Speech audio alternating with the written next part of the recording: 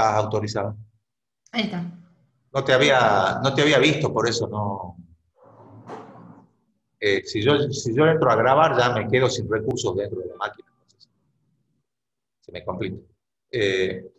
Bueno, recapitulando un poco, lo que vamos a ver hoy entonces es un ejemplo de aplicación. El caso es la producción de harina de algarroba en el departamento de Santa María, en la provincia de Catamarca. Del diagnóstico participativo, usando el enfoque de marco lógico, se detectan situaciones conflictivas o problemáticas. El problema era el elevado grado de ataque de plaga a los frutos, que hace generar obviamente algunos efectos, y se humedecen estos frutos, ¿no? Entonces esto genera efectos, ¿no? Esos problemas generan efectos. Incremento del tiempo destinado al proceso de producción, pérdida de materia prima, harinas de baja calidad, retraso en el problema del proceso de molienda y que todo conducen a las pérdidas económicas, ¿no? Entonces, las causas están hacia abajo, que están asociados a multiplicidad de factores que no hacen al caso en particular, ¿no? Pero el problema está, ¿no? Esa pérdida puede ser registrada y valorada con un indicador, ¿no? Que me permite a mí analizar la gravedad del problema. Entonces, bueno, el problema era cómo hacemos nosotros para seleccionar una tecnología que nos permita mejorar el secado de las vainas para producir harina, ¿no? Ese fue el objetivo un poco de la aplicación del enfoque de marco lógico. Entonces había que compatibilizar aspectos técnicos, aspectos socioeconómicos, e implementar una herramienta para tomar una decisión que incorpore también a los actores en la decisión. Un poco lo que charlaba, le decía Fabi ayer, es un proceso participativo, ¿no? Y deberíamos propender a la participación de todos los actores involucrados para que el resultado sea el mejor posible. En este caso también participaba el INTA, porque el INTA estaba interesado en lograr una mejora, ¿no? Vale decir que todo esto se hizo en el contexto del INENCO, que es el Instituto Nacional de Energías no Convencionales, que es un instituto que se dedica justamente a evaluar situaciones técnicas vinculadas a cuestiones de energía. Hoy está más diversificado, pero nace básicamente como una alternativa en la década del 70 a la crisis del petróleo. Entonces, ahí ya teníamos un problema de decisión, ¿no? ¿Cómo podemos seleccionar una alternativa técnica que me permita a mí mejorar el proceso? Entonces, ahí automáticamente definido el problema que nos lleva al multicriterio o a tomar una decisión, no necesariamente es multicriterio, porque yo podría seleccionar una alternativa tecnológica en función de un solo criterio. Lo podría hacer, no tengo un problema. Pero la idea era incorporar más criterios de decisión. Se elige el método, ¿no? El modelo. El modelo lineal de puntuación aditiva, ¿no? El modelo que vieron ayer, donde va a haber variables, ¿no? Donde va a haber una valoración, ¿no? De esas variables, y vamos a trabajar con, como decía Fabi, podemos trabajar con rangos distintos, pero de valoración que le vamos a dar es entre 0 y 1, ¿no? De igual manera, la ponderación. Es decir, ¿la ponderación qué es? Yo tengo un grupo de criterios y un grupo de variables, y la pregunta que me hago es, de estos criterios que voy a tomar, que voy a usar para tomar una decisión, ¿hay algunos que sea más importante que otros? ¿Hay alguno que tiene mayor peso a la hora de tomar una decisión? Bueno, ese es el punto central del análisis multicriterio, ¿no? Que no lo tengo cuando uso un solo criterio, ¿no? Cuando yo uso solamente un criterio de decisión, no hay demasiados problemas. ¿Por qué? Porque ya he decidido el criterio, sé cuál es el modelo que voy a utilizar, lo aplico y tomo la decisión. Listo, se acabó. Ahora, cuando hay un multicriterio, me aparece esa duda. ¿Será más importante este criterio que este otro? ¿No? Entonces ahí tengo que empezar a jugar. Es aquí donde aparece el analítico jerárquico, ¿no? El analítico jerárquico me resuelve de alguna, o intenta resolver este problema de lógica interna dentro de los pesos ponderados de los criterios. En el modelo lineal de puntuación aditiva podemos resolver este problema de la ponderación de los criterios y variables utilizando esto que yo les decía, los procesos de decisión convergente, ¿no? Parecido a lo que, como les comentaba en un principio, utilizamos para decidir a nuestros representantes, ¿no?, que van a ir a ocupar los distintos puestos de gobierno, ¿no? Entonces, todos participamos con nuestras distintas visiones, ¿no?, con nuestras distintas formas de mirar y de elegir, pero finalmente sale una sola decisión. No hay dos presidentes, hay uno solo. Y los posibles candidatos, y pueden ser 10, 20, 30, ¿no? Estados Unidos hoy está tomando una decisión. Al curioso habrá visto que es todo un sistema particular, ¿no?, distinto del nuestro. Cada país elige un sistema, ¿no?, para poder elegir lo que consideremos que sea lo mejor para todos, ¿no? Bueno, esos sistemas nos permiten a nosotros tomar decisiones consensuadas entre grupos de personas. Bueno, como pasa con el análisis multicriterio, cuando yo definí el objetivo, eso significa que yo tengo más de una tecnología disponible para poder solucionar el problema que habíamos visto en un principio aplicando el enfoque marcológico. Si los productos obtenidos por la cosecha de la algarroba tienen inconvenientes, ¿no?, durante el proceso de secado, que me genera un montón de efectos, bueno, la pregunta es, che, ¿qué tecnologías tengo? ¿No? Y ahí aparece, ¿no?, también proceso de la investigación. Me pongo a investigar, analizamos, entonces tenemos usar una tecnología, usar un plástico negro, usar otra tecnología, una chapa de zinc que permite el secado. Aparece una alternativa tecnológica, una opción tecnológica de secado solar que propone el INENCO. Y un secado solar dentro de, ya utilizando un proceso de secado, pero trabajado cooperativamente, ¿no? Entonces, eran distintas opciones. Obviamente que en la medida que mayor cantidad de opciones tengo, mayor va a ser la complejidad en la decisión. Entonces tengo que estudiar y decir, ¿me conviene la T1, la T2, la T3 o la T4? ¿No? Cada una de estas alternativas propone soluciones y tienen ventajas y tienen inconvenientes y tienen diferencias. Esas diferencias yo tengo que estudiarlas, analizarlas, porque luego tenemos que decidir cuál va a ser la mejor. Bueno, el siguiente paso es definir cuáles son los criterios y cuáles son las variables para tomar la decisión, ¿no? Entonces, ¿qué se observó en ese momento, ¿no? Se trabajó mucho con la comunidad, se hicieron encuestas, se hicieron observaciones directas, se aplicó el enfoque de marcológico, se hicieron trabajos de taller en grupo, se llevó un modelo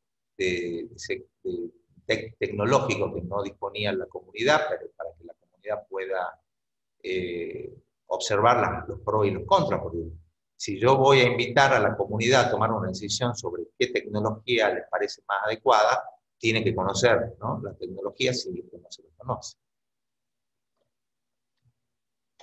Bueno, ahí aparecen obviamente los distintos análisis y un montón de herramientas e indicadores que describen la tecnología, porque yo la tengo que describir a esa tecnología. Entonces tengo que ver cuáles son estas variables técnicas que le dan identidad a cada uno de los modelos de secado. Y tengo que tener elementos para poder compararlos. Fíjense, aparece ahí también análisis de tipo financiero. Es decir, yo dentro de los criterios de selección puedo tener un criterio financiero también, ¿no? Pero no es el único. Hay criterios técnicos, hay criterios sociales. En este trabajo que se detectaron básicamente 4 grupos de variables incorporadas dentro de criterios, ¿no? Un criterio técnico-económico, un criterio de tipo financiero que evalúa justamente cada una de las alternativas desde la perspectiva de las inversiones, un criterio socioeconómico, un criterio técnico-social, perdón, donde vemos cuáles son las características de estos grupos productores y cuáles esas capacidades de uso tecnológico, ¿no? Y los requerimientos que tiene la sociedad vinculados a las alternativas tecnológicas que se les propone. Entonces, estos 4 criterios fueron los que se trabajaron. Hacia el interior de cada criterio de decisión, ¿no? Que es como el macro, entramos a las variables, ¿no? Entramos a las variables en particular. Y ahí vamos describiendo cada una de ellas. Entonces, la parte técnica, cuánto la tecnología aprovecha la radiación solar, es decir, la eficiencia. Esto es una variable netamente técnica que hay que cuantificarla, hay que analizarla, ¿no?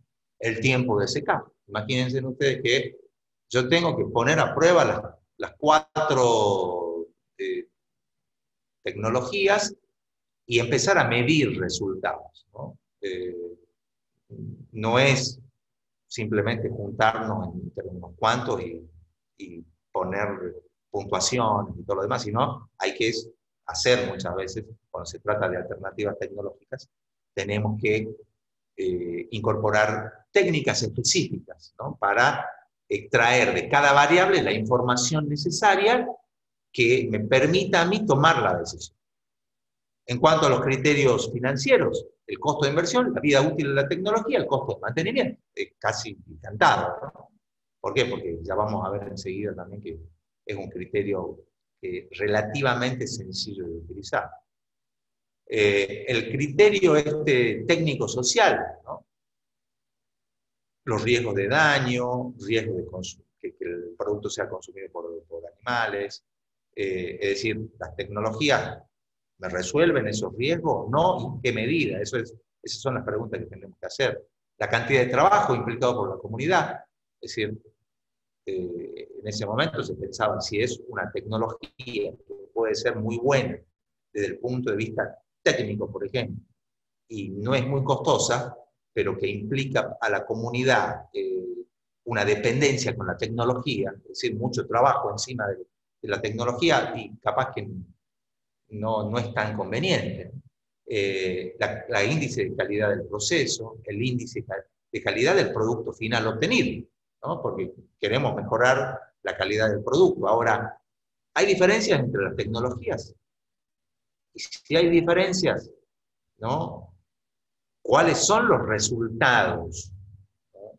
Esto implica, como les decía, mucho trabajo en campo y muchas mediciones en laboratorio y también en el campo para poder chequear, ¿no? La calidad del producto final obtenido utilizando los modelos tecnológicos disponibles.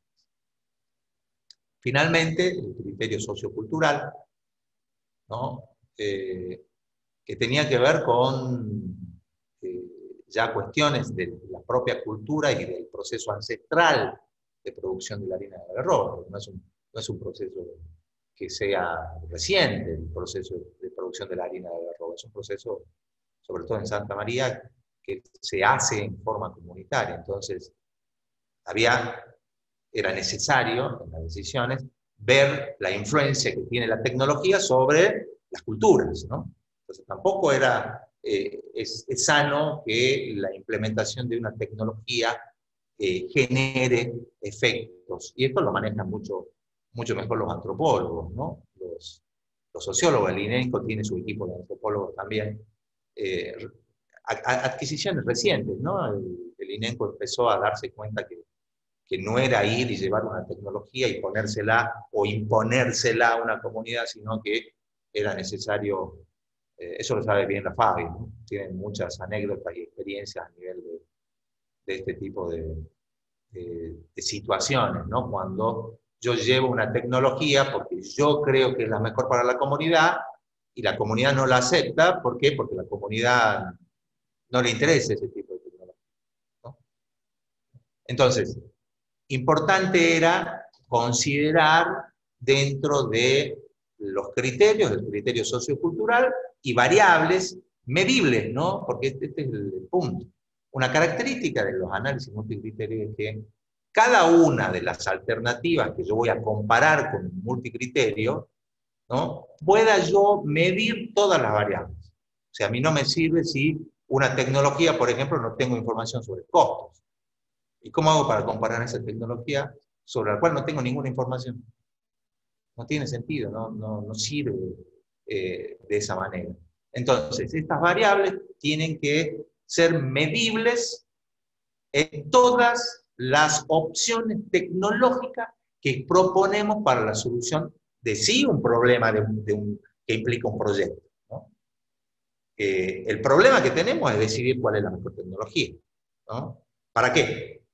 Para lograr una meta que sea una meta compatible ya sí con un proyecto de inversión que apunta a dar solución a un problema, ¿no? Que tiene su situación central, pero que también tiene efectos y efectos económicos en la comunidad. Bueno, se aplicó la metodología, se trabajó, fue relativamente un modelo sencillo, se midió las eficiencias, cada una de las variables fue trabajada, se sacaron los datos. Como este trabajo apuntaba mucho a ver la capacidad de los sistemas desde el punto de vista técnico, hubo un trabajo técnico que lo hizo Ileana con el equipo de INECO para justamente definir esta eficiencia y el aprovechamiento óptimo de la radiación, con mediciones obviamente propias. Y se comparó el secado solar, el secado negro, el secado de zinc, se compararon las distintas variables. Ahí abajo tienen un pequeño ejemplito de los resultados obtenidos en cuanto a la eficiencia, ¿no? Entonces, cada tecnología, para cada variable, tenía un resultado. Y se muestra un poco las escalas, ¿no? De valoración y se empezó a trabajar cada criterio, que es un poco lo que ustedes hicieron ayer en el taller, para definir, ¿no? De qué manera vamos a trabajar cada criterio, ¿no? Y una valoración de cada uno de esos. El otro punto central es la ponderación, ¿no? La ponderación es decir, de todas estas variables dentro de estos criterios, ¿cuál es la que tiene mayor peso, ¿no? Acá no se usó el método analítico jerárquico, sino se trabajó con estos métodos de convergencia de Delphi como para poder establecer una ponderación, ¿no? Si ustedes se fijan, de estas variables, ¿no? Esta variable es la que tiene un peso relativo superior, ¿no? Otro aspecto que es importante mencionar es este aspecto de normalización de variables. Cuando nosotros trabajamos con multiplicidad de criterios, lo que vamos a ver es que los criterios usan internamente métodos para recopilar información y se cuantifican, ¿no? Con unidades totalmente distintas, ¿no? Totalmente distintas.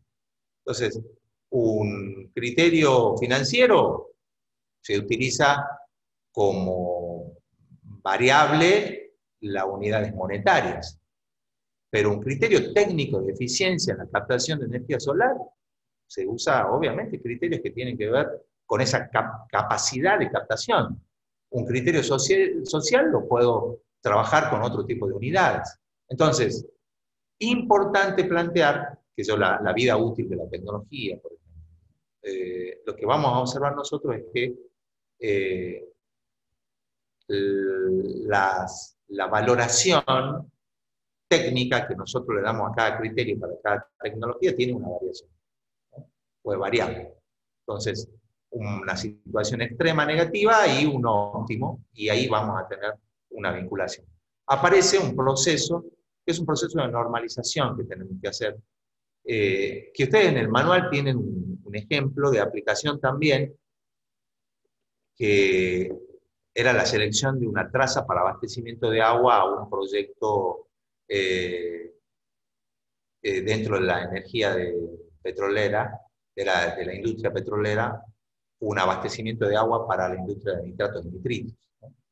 Entonces, ahí también ustedes pueden tener una referencia de cómo se hacen los procesos de normalización de variables. ¿Para qué? Para poder compararlas. Es decir, yo no puedo comparar una variable que está definida en unidades monetarias, ¿no? 2.000 pesos, 4.000 pesos, 100.000 pesos, con una variable que está medida en unidades de eficiencia energética. ¿Cómo las comparo? No puedo compararlas.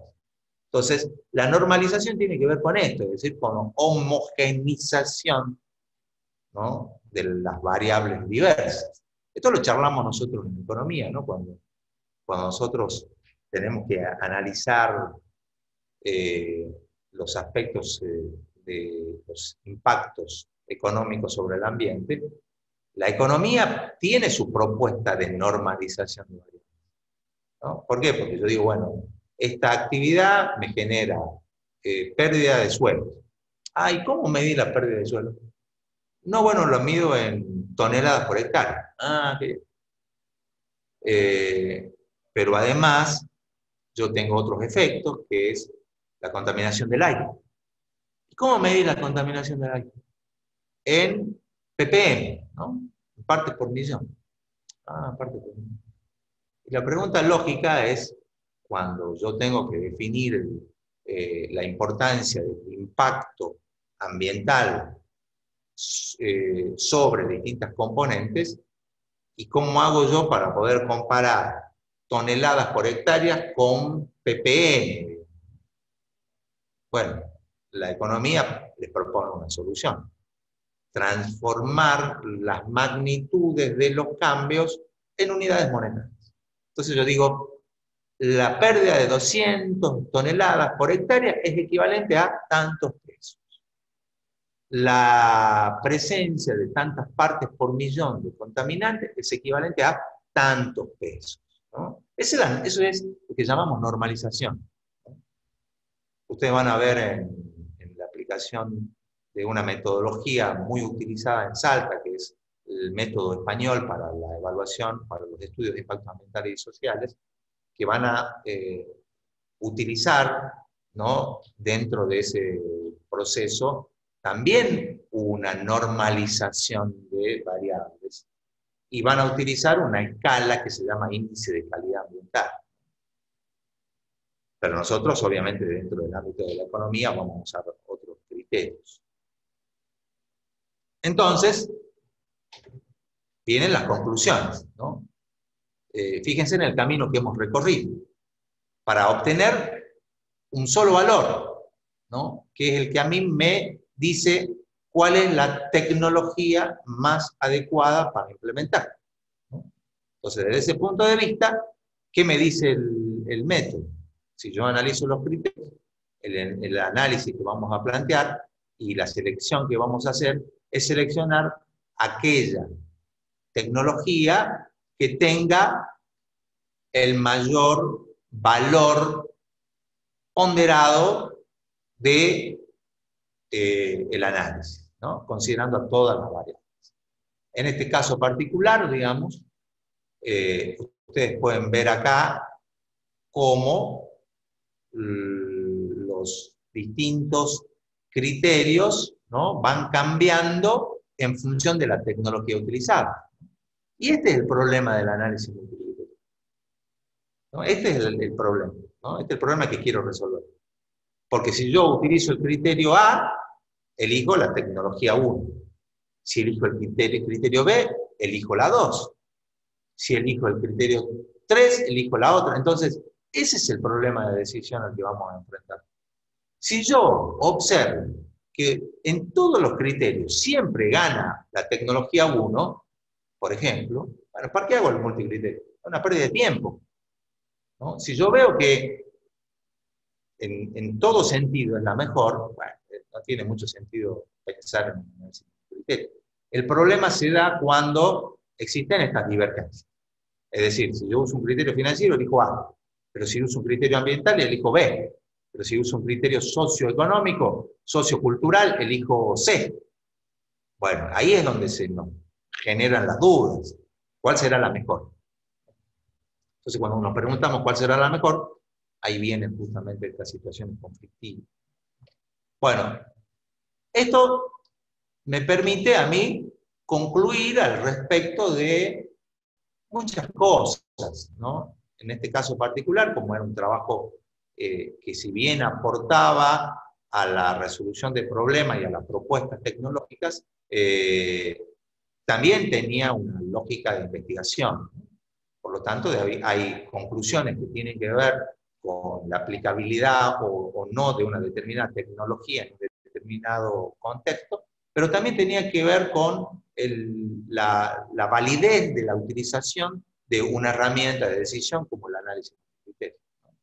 Entonces, bueno, eso es para que vean una aplicación. Ustedes en el manual teórico tienen otro ejemplo de aplicación, en ambos casos utilizando suma lineal ponderada o aditiva, ¿no?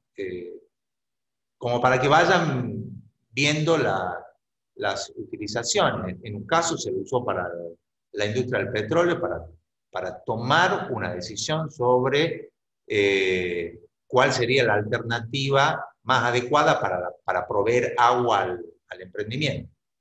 En este caso, cuál sería la tecnología más apropiada para resolver un problema de pérdida de calidad de un producto obtenido justamente por problemas asociados a las tecnologías utilizadas. Bueno, hasta acá alguna duda, algún comentario que quieran hacer, porque ahora ya pasamos a mirar un criterio, ¿no? Profe, sí.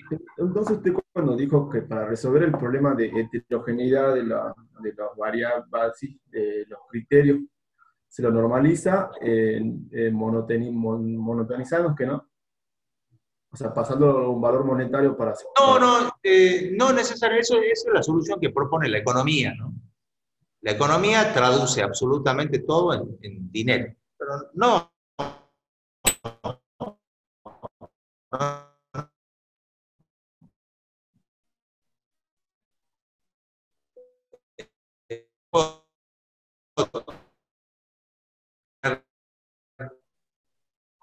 de normal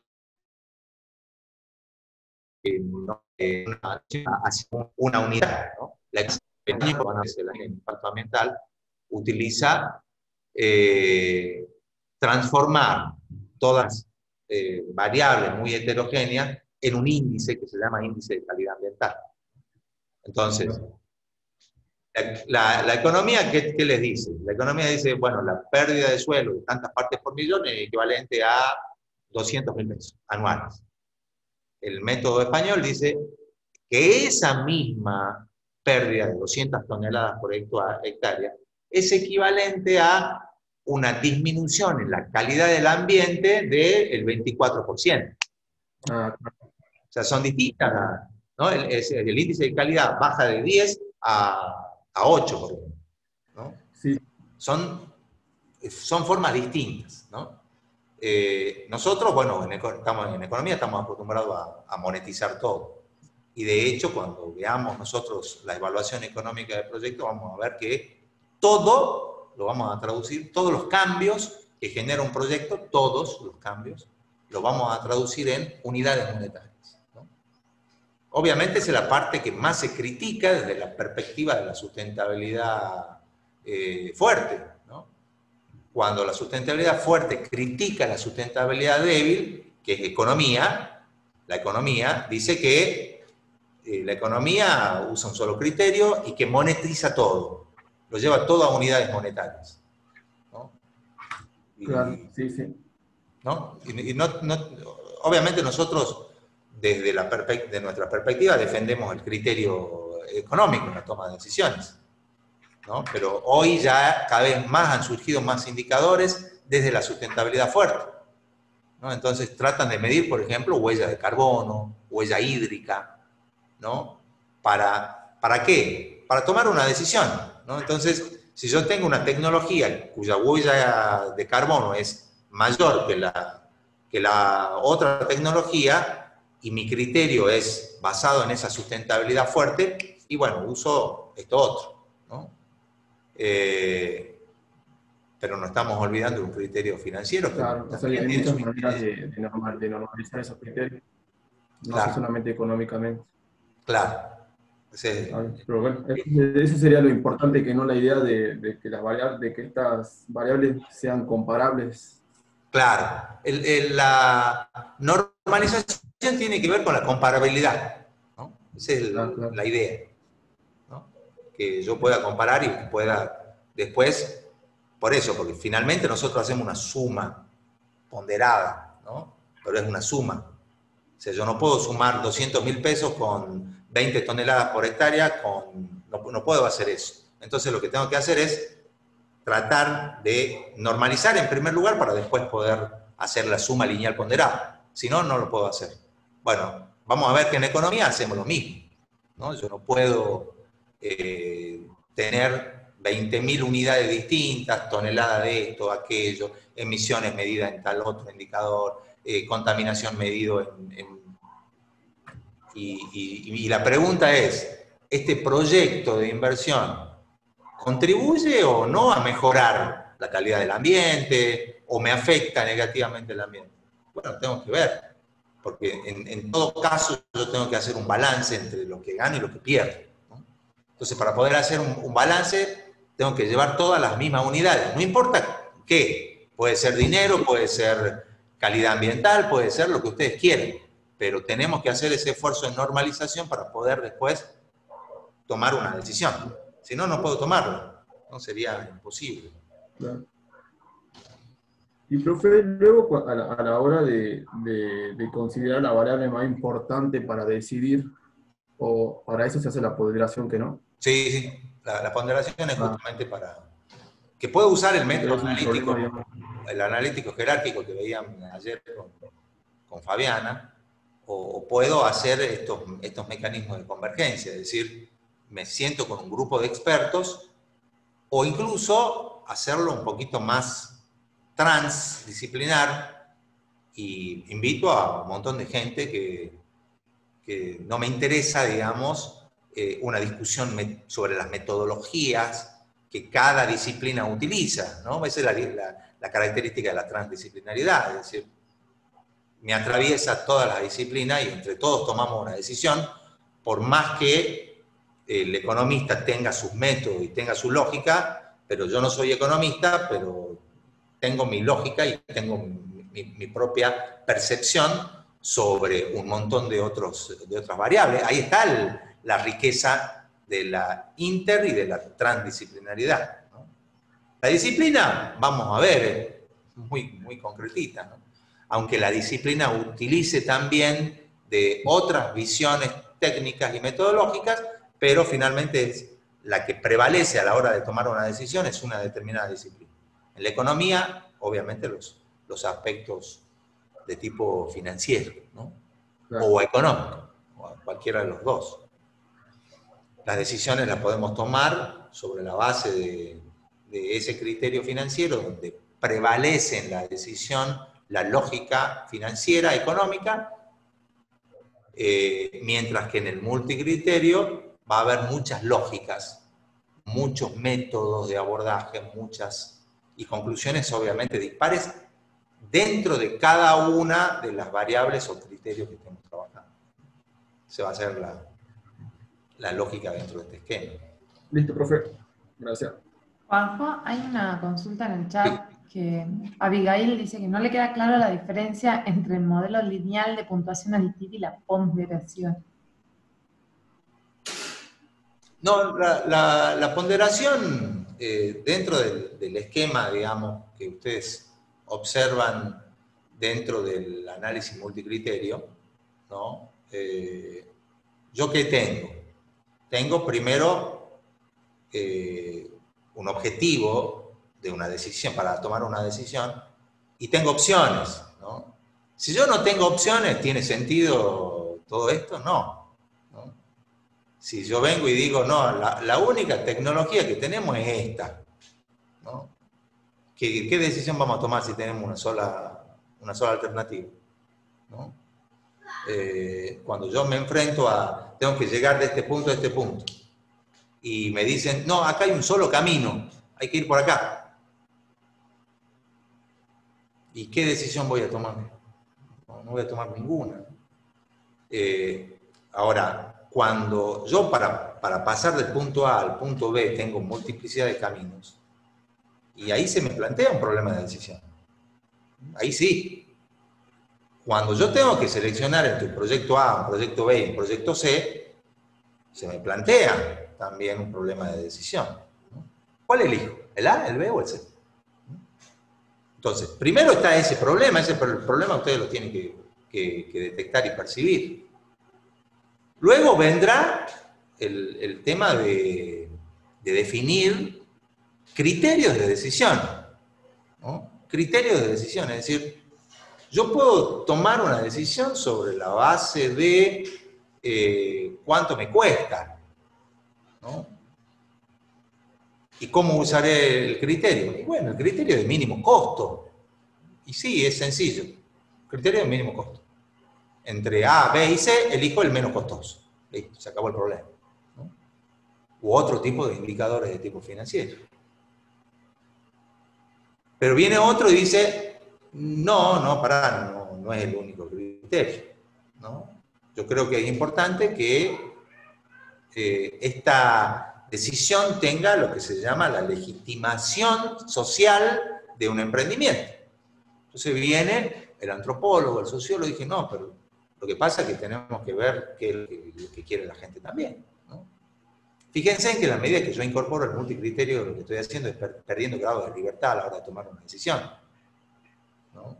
Entonces, si yo abro el juego y empiezo a meter criterios y a buscar la participación, tengo que ser consciente que en esa participación mi candidato puede perder, ¿no? Esa es la democracia.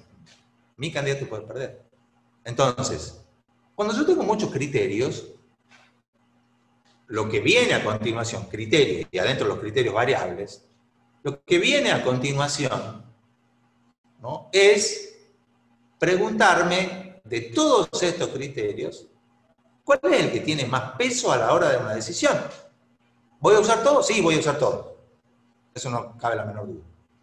Pero hay uno que es más importante. Ayer Fabiana les comentaba de lo que se conocen como el cuello de botella, ¿no? Es decir, todos aquellos criterios que son excluyentes, ¿no? Si no tiene esto, está fuera, ¿no?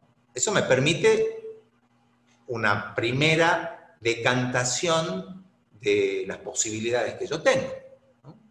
Entonces, el candidato A, B y C quedan fuera. ¿Por qué? Porque es demasiado blanco para mi gusto. Vos decís, ¿qué utilizaste? ¿Un criterio de discriminación, el color de la piel? Sí, yo usé el color de la piel, como en muchos países ha sucedido durante mucho tiempo, ¿no? El criterio del color de piel, ¿no? O el criterio de religión, ¿no? Hasta en nuestra Constitución, ¿no? O sea, si vos no sos católico, apostólico, romano, no podés participar ni ser elegido, ¿no? Bueno, esas discriminaciones obviamente son criterios excluyentes que se llaman, ¿no?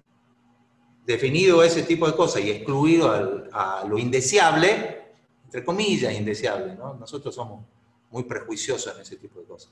Eliminamos eso, nos quedamos con nuestros candidatos. Nos quedamos con nuestros candidatos, ¿no? Ahora, cada candidato se comporta de manera diferente en cada criterio, ¿no? El candidato puede ser un candidato a presidente o puede ser un proyecto. Entonces, este proyecto se comporta mejor ambientalmente que este otro, ¿no? ¿Por qué? Porque lo he medido el criterio, ¿no? Entonces, cada criterio tiene un peso relativo diferente.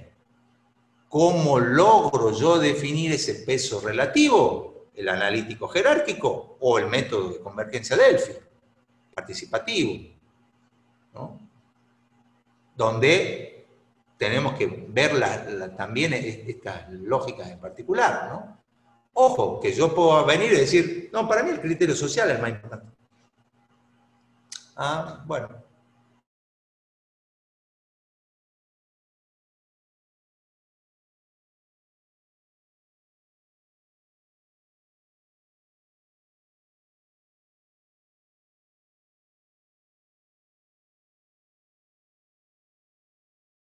Ponderación, ¿no?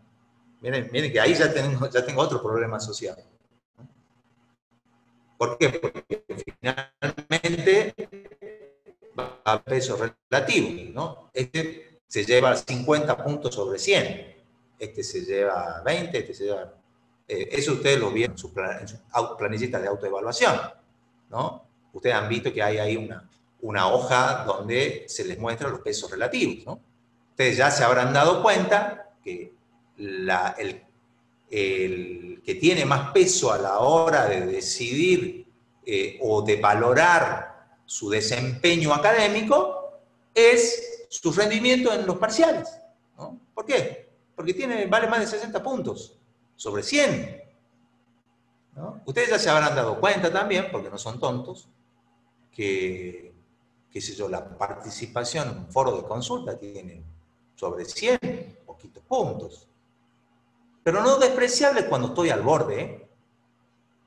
Cuidado, ¿no? Uno a veces desprecia un criterio que tiene una baja ponderación, pero la diferencia puede estar ahí, ¿no? En esa pequeña diferencia, ¿no? Entonces, una cosa es ponderar, es decir, cuál es el peso relativo de los criterios, y otra cosa es la valoración de cada criterio, ¿no? Ustedes saben cuál es la ponderación. Ahora, ¿cuál es el valor que ustedes obtengan para cada variable? Va a depender de su desempeño académico. Y va a haber diferencias. Es decir, va a haber un estudiante que de repente tenga 100 puntos en cada uno de los parciales obtenidos. Es decir, promedio 10. Máximo puntaje. Se lleva todos los puntos de la ponderación, ¿no? Todos. Hay otros que no. Hay otros que aprobaron, sí, pero no llegaron a 10, ¿no? Aprobaron con 6, ¿no? Y ahí es donde ustedes van a empezar a valorar los otros criterios para alcanzar el puntaje necesario para regularizar, ¿no? Ahí muchos al final se van a arrepentir de no haber participado de un foro, de haber participado de un ensayo, de no haber estudiado para un cuestionario, ¿no? Entonces ahí es donde empiezan a pesar los otros criterios.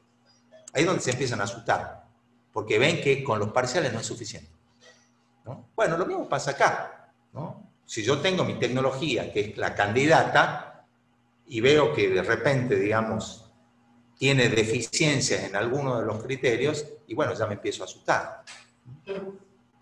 Finalmente, la suma, ¿no?, aditiva, ponderada, va a ser el producto de la ponderación de cada criterio variable por el valor, ¿no?, de la variable en cada tecnología que utilizo en la comparación, o en cada candidato, o en cada... Y ahí va a haber diferencias. Entonces me va a dar finalmente un resultado. Ese resultado, que es justamente esta suma lineal ponderada, me va a dar el desempeño final de cada una de las opciones que yo tengo para la toma de decisiones. El que tenga el máximo puntaje, ¿no?, la opción que tenga la máxima puntaje, es la que va, ¿no? Es decir, el que logre superar los 60 puntos, regulariza. ¿Y el resto? Y el resto no.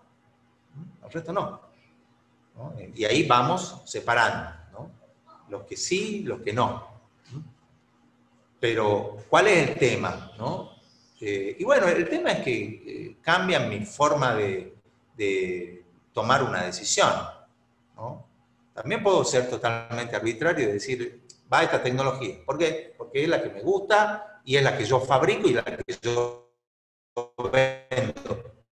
Ya está, no discutamos más. Entonces, ¿cuál es la diferencia? No hay diferencia, es un proceso. Entonces, tengo que definir objetivos, tengo que definir las opciones que voy a comparar, tengo que definir con qué criterio las voy a comparar y tengo que valorar cada criterio para cada una de las opciones en cada caso en particular, ¿no? Normalizaré en el caso de que las variables sean muy diferentes entre sí y no concluiré esa suma ponderada, es decir, multiplicaré el valor de la variable para cada una de las opciones por la ponderación obtenida de cada una de las variables, ¿no? Y obtengo un número, ¿no? La sumatoria de todos esos números ponderados es la que me va a dar el valor o el valor definitivo de cada opción tecnológica u opción de cualquier tipo, dependiendo del problema que yo tenga, y es la que ganará la compulsa, ¿cierto?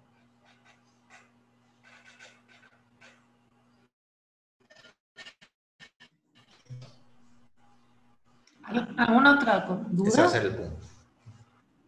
Ok. Si no hay, avanzamos. Yo solo quería aclarar una cosita que ayer cuando reveía la presentación, que por ahí se pierde un poco en el hecho de que todo lo que estamos haciendo es para la toma de decisión. Claro. Es el objetivo final. Y no olvidarse de eso, que los modelos que vemos son herramientas para la toma de decisión. Tal cual. Es eso, ¿no? Lo que yo le decía en un principio. Los que trabajamos o hemos trabajado en proyectos de inversión, Fabiana trabaja mucho en proyectos también, y tenemos que tomar decisiones todo el tiempo, ¿no? Tenemos que tomar decisiones por dónde vamos a ir, cuál es el problema principal, tenemos que discutir una estrategia, ¿no? Porque es común que cuando yo detecte un problema y busque la solución de ese problema, no tenga una sola estrategia para solucionar.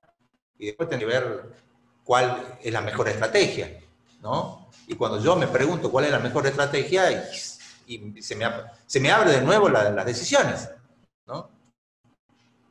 La economía en ese sentido es monotemática y me apunta a un solo criterio y me define un solo criterio de decisión. La duda que siempre nos queda después de tomar una decisión con un solo criterio es si habré tomado la mejor de las decisiones, ¿no? Ojo, que esto también significa, o sea, yo no hago un análisis de decisión unicriterial o multicriterial para que salga elegida mi opción, ¿no? No, o sea, yo también tengo que ser respetuoso de la técnica, ¿no? No es que yo haga esto, che, no salió la que yo quería. Bueno, a ver, volvamos a hacerlo cambiando las ponderaciones. No, pará, eso no es así, ¿no? Pero los estudios me dicen que no es viable por esto, por esto y por esto, ¿no? O sea, no forcemos nada, ¿no? O me hago el democrático, ¿no? Y abro los criterios, participación social, asambleas, audiencias públicas, ¿no? Me hago como dice la ley 70-70, me hago el democrático y hago participar a todos. Pero finalmente después, si el proyecto es rentable, se hace. No, pero para que el impacto sobre el ambiente se hace. Después ya vemos qué hacemos, ¿no? Como dice nuestro gobernador, ¿no? Que se puso la camiseta de productivista y dijo, bueno, el ambiente, o sea, si tenemos gente que la pasa mal y el ambiente tendrá que esperar, ¿no? Pasa, y ha pasado en muchos países, ¿no? La Kurznet ambiental, ¿no? Parece que se está verificando en la actualidad, ¿no? Es decir, no hemos aprendido, ¿no? La idea de Munashinge, del túnel de Munashinge que ustedes vieron en economía, era justamente aprovechar las experiencias de los países desarrollados para no cometer los mismos errores. Parece que estamos condenados a dejar en segundo plano el ambiente, ¿no? ¿Por qué? Y porque creemos que hay un bien común superior, ¿no? Creencia de que si yo produzco, la gente va a estar mejor, si la economía crece, la gente va a estar mejor, va a depender mucho, obviamente, de cómo se manejen las herramientas de inclusión, ¿no? La Argentina, durante la década del 90, durante el gobierno de Carlos Saúl Menem, creció a tasas chinas, 7, 8, 9% anual del Producto Bruto Interno. Y si ustedes ven la curva de pobreza, creció también con la misma intensidad. Entonces, sí, todo es relativo. Ese es el problema cuando yo defino un modelo de desarrollo basado en el Producto Bruto Interno, ¿no? De nuevo, estamos con un solo criterio. Es decir, el que yo crezca usando un indicador de desempeño económico, que es el PBI, no significa que estemos mejor, ¿no? Entonces, ¿qué me permite el multicriterio? Y me permite eso, me permite sumar a la hora de decidir. Sumar, ¿no? Sumar criterios, sumar visiones. Esa es la ventaja. Esto lo vamos a pasar rápidamente y nos vamos a meter a analizar el criterio financiero primero y económico después. Y vamos a ver los pros y los contras de esos criterios. Sí, Fabiana, ¿hay algo más? No hay ninguna otra. Por lo menos en el chat no hay nada. Excelente. Ya, esto lo van a aprender, como siempre digo, el proyecto se aprende haciendo, ¿no? A medida que ustedes tengan que tomar una decisión y tengan que usar una metodología de toma de decisiones, ahí van a usar la herramienta y la van a entender, ¿no? En la teoría, bueno, sí lo entiendo, más o menos lo entiendo. Ahora, ¿cuándo se van a apropiar de esa técnica? Cuando lo tengan que aplicar, ¿no? Para decidir lo que ustedes quieren. El financiero es, digamos, por utilización, por difusión, uno de los criterios más utilizados, es el que más se utiliza, y los textos de por ustedes tienen que ver que hasta las decisiones de tipo técnica se hacen sobre los criterios financieros, ¿no? Es el criterio por excelencia. Y es un criterio que se ha utilizado y se usa mucho a la hora de las decisiones en los procesos de inversión, ¿no? Vamos a ver indicadores también, pero solamente a modo de introducción, algunas cositas que ustedes van a ver en algunas ejercitaciones que tienen dentro de los ejercicios para esta semana. El criterio financiero se engloba dentro de lo que se llaman estudios financieros del proyecto, ¿no? Uno de los muchos estudios a través del cual me permiten a mí estudiar las asignaciones, ¿no? Las asignaciones de recursos escasos. Entonces, los estudios financieros me van a aportar a mí con información necesaria, suficiente, relevante para conocer mi proyecto y tomar una decisión si mi proyecto está bien o está mal desde la perspectiva del criterio financiero. Muchas definiciones muestran esta relevancia, ¿no?, del criterio financiero a la hora de tomar una decisión, ¿no? Fíjense en esta definición, ¿no? Un proyecto, ¿qué es? Dice este científico: un paquete discreto de inversiones, insumos y actividades diseñadas con el fin de eliminar o reducir varias restricciones al desarrollo para lograr unos más productos o beneficios en términos del aumento de la productividad y del mejoramiento de la calidad de vida de un grupo de beneficiarios dentro de un determinado periodo. Pero fíjense cómo parte: un paquete discreto de inversiones, insumos, plata. Entonces yo también podría decir que un proyecto es un flujo de fondos, ¿no? Ahora, vamos a tener muchos estudios, ¿no? Los estudios financieros, básicamente, les interesa, dentro de este esquema, trabajar estos dos estudios. Estos son los dos estudios que aportan toda la información para el área financiera de estudio. Esos son los dos principales: el estudio de mercado y el estudio técnico. Entonces, cuando ustedes vayan a trabajar los estudios financieros del proyecto, ¿no?, vayan a sacar toda la información, tienen que recordar siempre que esos estudios financieros que se sintetizan en un indicador de tipo financiero han obtenido toda la información de base en primera instancia, después empiezan a aportar otros, ¿no? Hasta los ambientales aportan a los estudios financieros. Pero en una primera instancia, los más relevantes, significativos para entender una asignación de recursos de una perspectiva financiera son los estudios de mercado y los estudios técnicos, ¿no? ¿Qué es un estudio de mercado? Conocemos los insumos, ¿no? Considerando en el análisis también esa dimensión espacial y temporal. Bueno, el mercado es, como decíamos nosotros, ¿no? La variable demanda, por ejemplo, dentro del estudio de mercado, la variable es la que está marcando la necesidad, ¿no? En muchos de los casos, ayer hablamos, por lo menos de la presentación del grupo, que no había proyectos que apunten a la producción de un bien transable dentro del mercado, ¿no? La mayoría estábamos preocupados por mejorar el bienestar de la sociedad, de hecho, problemas o conflictos de tipo ambiental, ¿no? Ambientales. Pero también hay problemas, ¿no? Entonces, sobre este bien, esas demandas insatisfechas también son fuentes generadoras de situaciones conflictivas o problemáticas que merecen también nuestra atención, ¿no?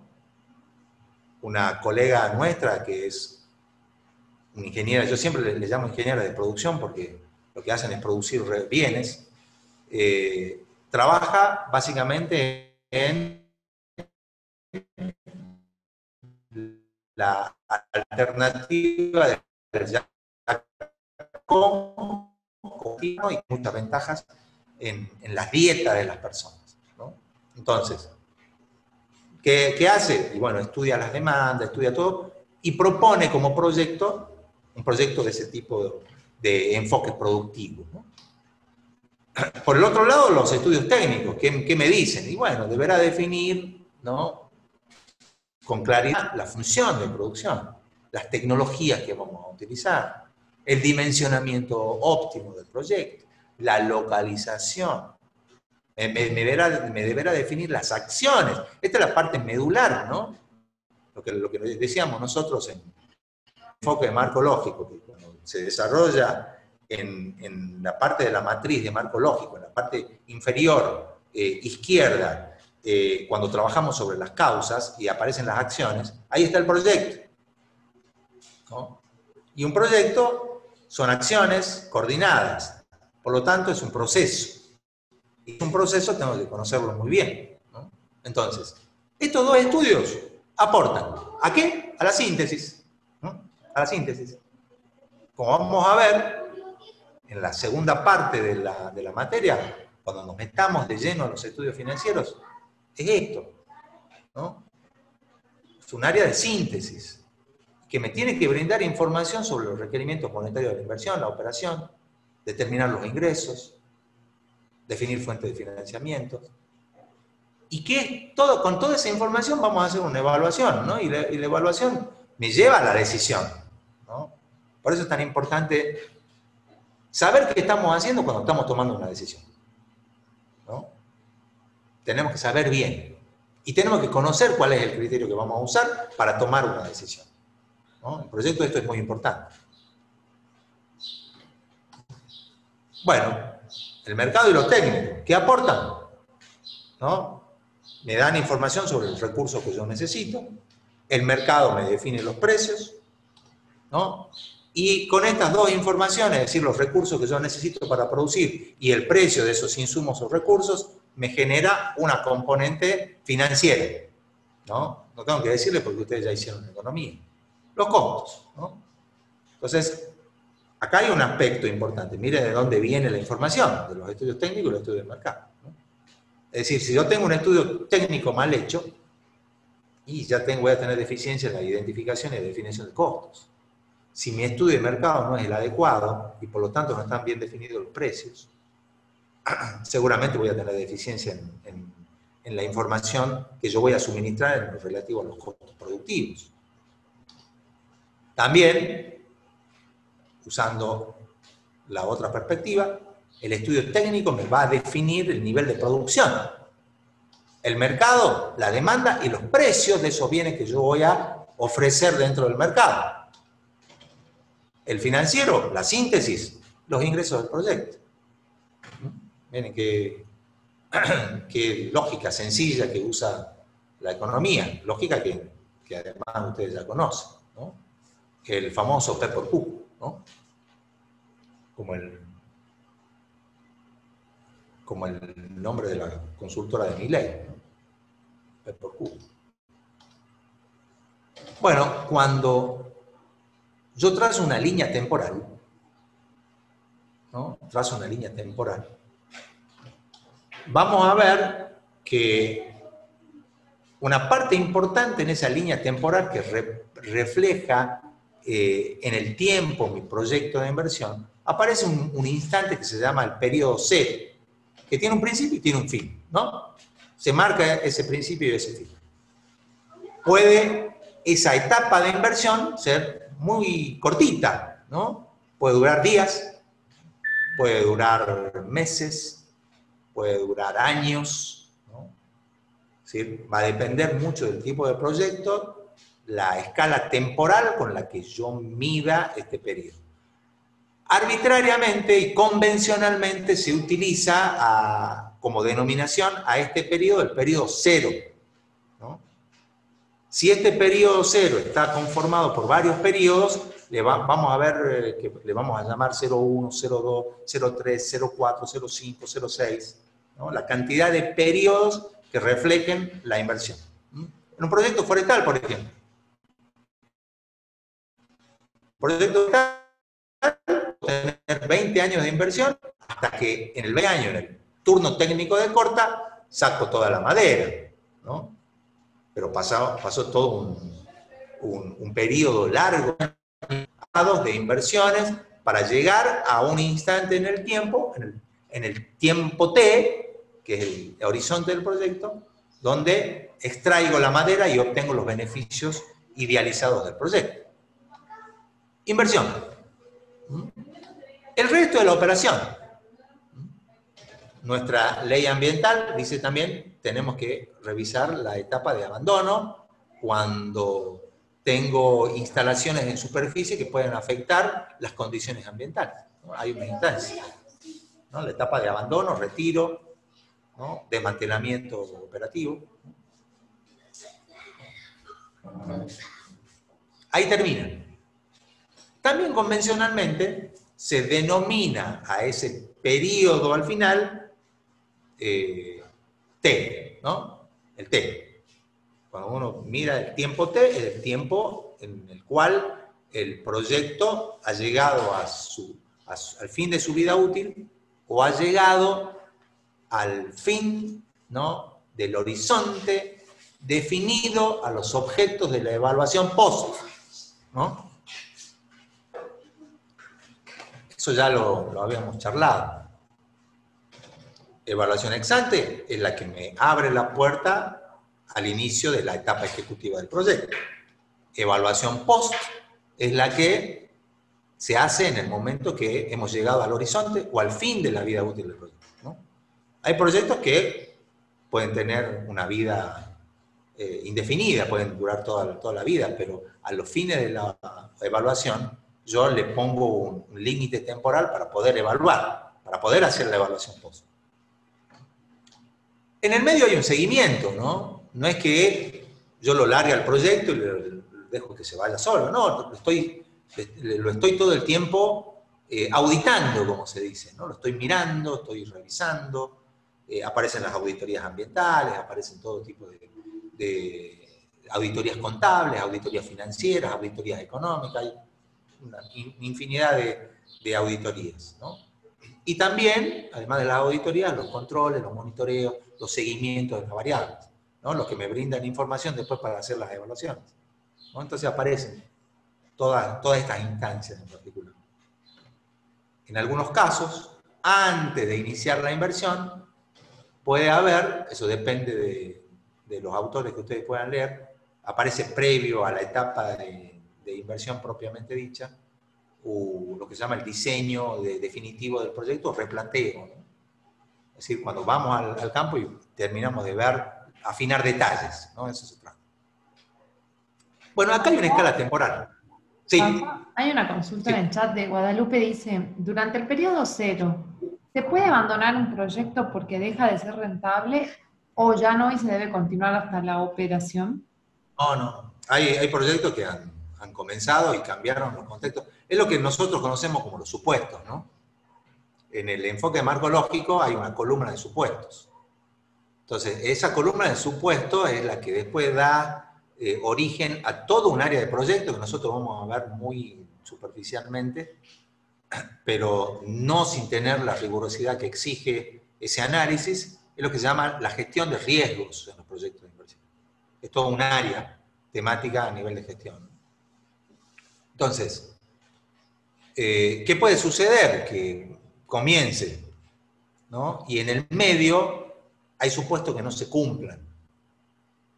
Y cuando hay supuestos que no se cumplen, ustedes ya saben que empezamos a tener problemas con los resultados de las acciones, o incluso empezamos a observar desvíos significativos de las metas esperadas. De hecho, hay muchos proyectos que han comenzado y han terminado ahí, ¿no? Y han quedado en etapa, entonces vemos las carcasas de los proyectos sin avanzar, ¿no?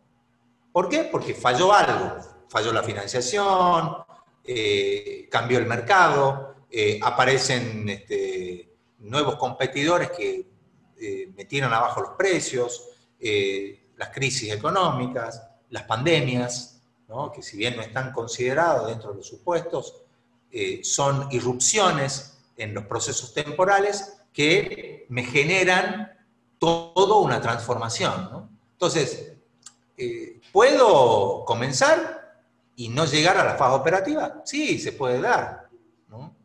La idea de estudiar es que yo pueda controlar de la mejor manera posible todos esos riesgos, ¿no? Que me impidan justamente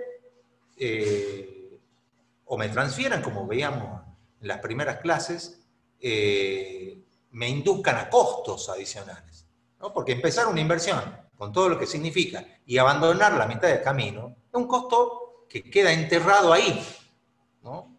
¿Por qué? Porque todo el esfuerzo que yo hago es para tener un beneficio. Si yo hago el esfuerzo y no tengo ningún beneficio, y bueno, es como para ponerse a pensar. Ahí tienen ustedes una buena justificación del por qué son necesarios los estudios del proyecto, ¿no? ¿Por qué es necesario plantear en el enfoque de marco lógico los supuestos que sean relevantes y estudiarlos y estudiar la probabilidad de ocurrencia, ¿no? Para poder hacer una adecuada gestión de riesgo, ¿no? Entonces, ¿me la puedo bancar o no me la puedo bancar? Esa es la pregunta que yo me hago para hablar mal y pronto cuando hago un análisis de gestión de riesgo, ¿no? ¿Puedo bancarme el ingreso de un competidor internacional por apertura de mercado? ¿Me lo puedo bancar o no?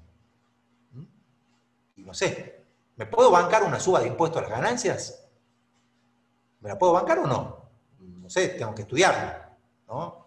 Entonces, esos acontecimientos que aparecen en el listado de supuestos, por eso es tan importante, ojo, chequear bien los supuestos. No poner cualquier supuesto por poner, no. Es un supuesto que es relevante, ¿no? Por las implicancias que tiene en el logro y en el éxito de mi proyecto de inversión, ¿no? En los costos, en las metas, en los tiempos, ¿no? Es importante ese tipo de cosas. Puedo también abandonarlo en medio de la operación, ¿sí? También, ¿por qué no?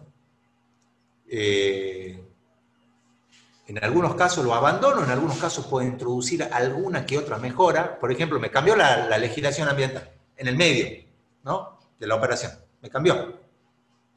Y el cambio me dice que ya tengo que hacer algo con respecto a una externalidad, ¿no? Que antes yo pagaba un impuesto y estaba todo bien. Me cambió la legislación y me dice, no, ya el instrumento de impuesto ambiental no lo vamos a usar. Ahora lo que queremos nosotros es que se internalicen técnicamente todas las externalidades. Wow, tengo que instalar una planta, hacer esto, hacer aquello, ¿no? Entonces, en muchos de los casos, tengo que hacer una nueva evaluación frente a esta transformación, ¿no? Entonces, ahí es como que se produce una interrupción. Y ahí se plantea la necesidad de un replanteo, es decir, un nuevo proyecto, ¿no? Nuevas inversiones. En medio de la operación, o sea, estamos trabajando, todavía no he llegado al tiempo T, pero me cambió el escenario. Bueno, ahí tengo que hacer una reevaluación y diré finalmente, ¿me conviene o no me conviene? ¿Me retiro o no me retiro? ¿No? Como dicen muchos, ¿no? Que todas las empresas se están yendo de la Argentina, y muchos se asustaron cuando se desarrolló esa fake news diciendo que Fernet se iba de la Argentina, ¿no? Me asustó todo. Y Fernet dijo, nosotros queremos Argentina y acá nos quedamos porque sabemos que los argentinos nos quieren a nosotros. ¿No? Bueno, sí, muchas empresas, no solamente de la Argentina, se están reubicando los proyectos de inversión en el mundo entero, ¿no? Y ahí realmente análisis de riesgo juegan un papel importantísimo, ¿no? Obviamente que gobiernos más propensos a genuflexarse frente al poder económico son mucho más deseables para los grandes emprendimientos internacionales, transnacionales, ¿no? Gobiernos genuflexos, que gobiernos que le ponen los límites a las inversiones internacionales. Límites ambientales, límites de movimiento de capitales, ¿no? Algunas restricciones, sin duda. Eso lo analizan la mayoría de los empresarios internacionales, ¿no? El empresario pequeño, el pyme, y se queda en su suelo porque es ahí donde desarrolla su actividad, no se van, ¿no? ¿A dónde se van a ir? El pequeño agricultor que tiene su chacrita y que produce para vender al mercado, ¿qué se va a ir a qué? ¿A Europa? Eso no tiene sentido, digamos. En general, cuando se dicen se van las grandes corporaciones, ¿no? Que sí son relevantes para el país, pero también podemos buscar alternativas, ¿no? No sé por qué me fui para ahí, pero mi ideologización exagerada me lleva por los caminos de la vida.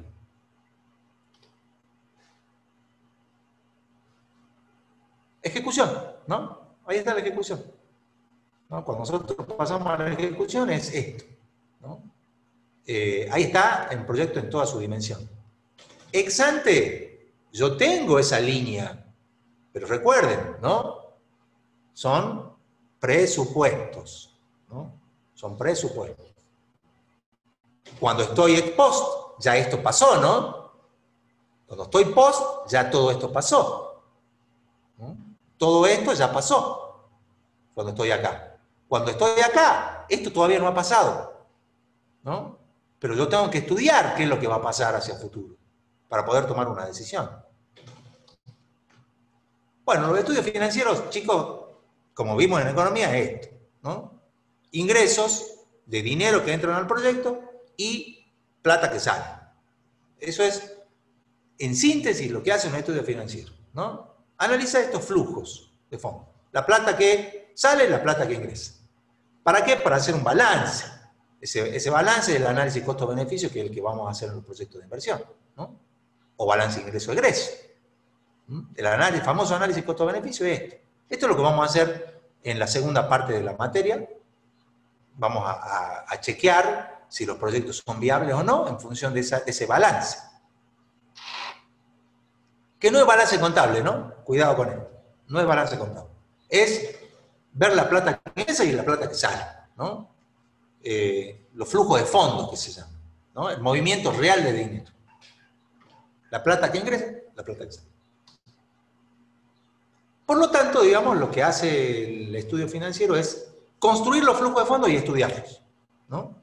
El movimiento de dinero, ¿no? Lo que llamamos flujo nominal o monetario.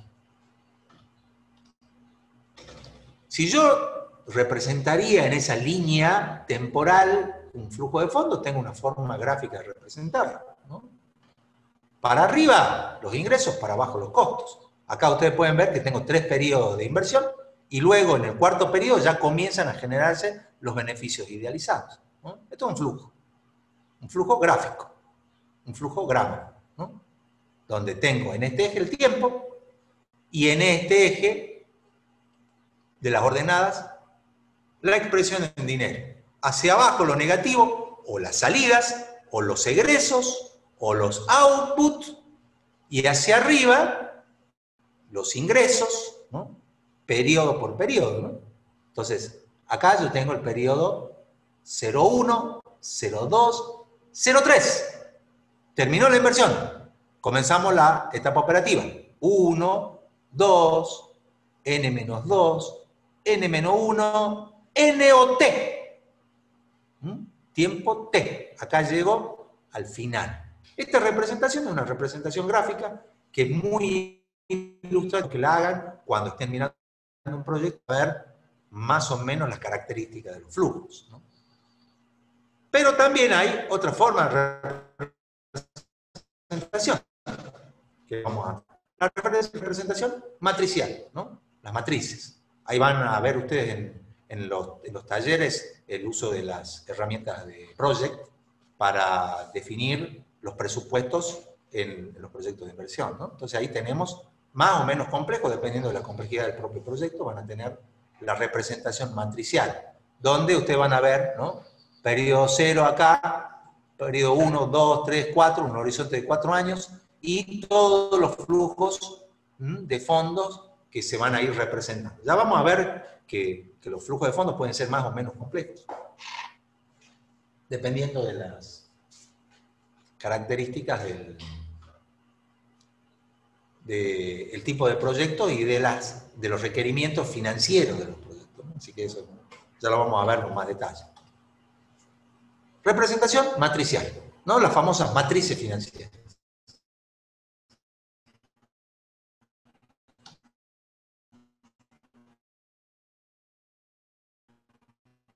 Bueno, nosotros podemos ver, y en esta representación matricial, que la suma de dinero, los montos que representan esos flujos, son temporales, ¿no? Entonces vamos a dinero en el tiempo 1, una suma de dinero en el tiempo 2, una suma de dinero en el tiempo 3. Esto ha llevado a una discusión dentro del área financiera de proyectos y a preguntarnos cosas, ¿no? La suma de dinero en el periodo 1 es equivalente a la suma de dinero en el periodo 2 al periodo 3, ¿no? Eso equivalente significa que son comparables, ¿no? O no son comparables, ¿no? Yo puedo tener una suma de dinero que representa una suma de dinero y empiezan a grabarse términos. Uniforme, periódica. Suma de dinero uniforme, periódica. ¿Y qué es una suma de dinero uniforme, periódica? Uniforme significa que es la misma magnitud y periódica, se repite cada tanto tiempo, ¿no? Cada mes, cada año, cada semestre, ¿no? Aparece esa suma de dinero. Uniforme y periódica, ¿no? La pregunta es que yo me hago si esas sumas de dineros, que están ubicados en distintos tiempos, pero que son en magnitudes uniformes, son comparables entre sí, ¿no? Acá viene un primer debate que lo vamos a continuar también la semana que viene, pero para que vayamos introduciendo la idea del criterio financiero, para que ustedes puedan hacer algunas ejercitaciones en esta semana. Hago así para ver la hora, tengo el reloj allá. No tengo reloj acá podría poner un relojito ahí arriba, pero no tengo allá. Son las 9:30. Sí, eso, ahí vi. Tenemos media hora para terminar, pero esto es cortito.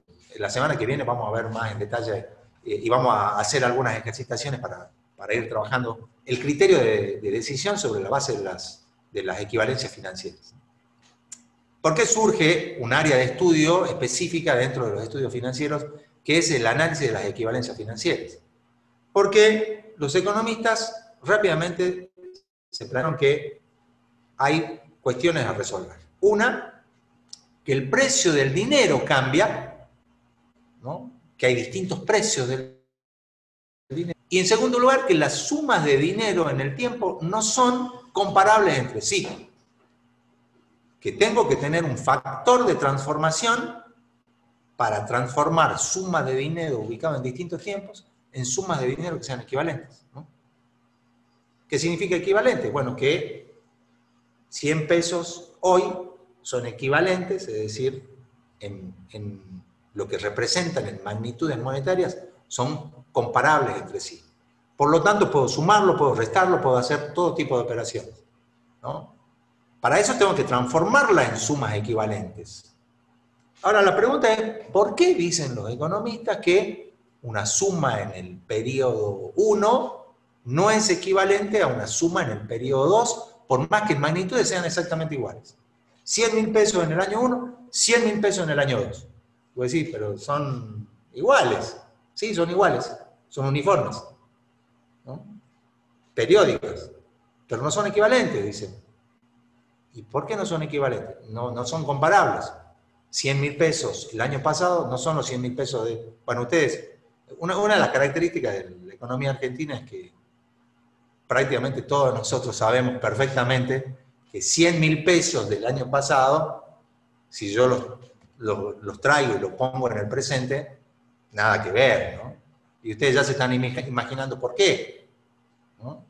Entonces, ¿qué dice el análisis financiero de las equivalencias? Por más que la suma de dinero sean uniformes y periódicas, no son equivalentes. Porque hay cosas que pasan, como decía Macri, ¿no? ¿Qué pasaron? Pasaron cosas. El dinero, entonces, es un bien o recurso económico circulable, ¿no? Su posesión ocasiona un costo o un beneficio. La magnitud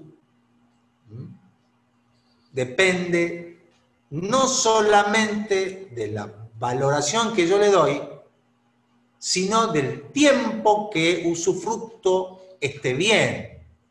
Interesantísima la definición. El dinero es un bien, ¿no? Circulable, intercambiable, ¿no? El tenerlo me genera un costo o un beneficio, ¿no? Que depende no solamente de la importancia que yo le dé, ¿no? Ahora se habla mucho de la desvalorización de nuestra moneda, ¿no? ¿Qué significa que se desvalorice?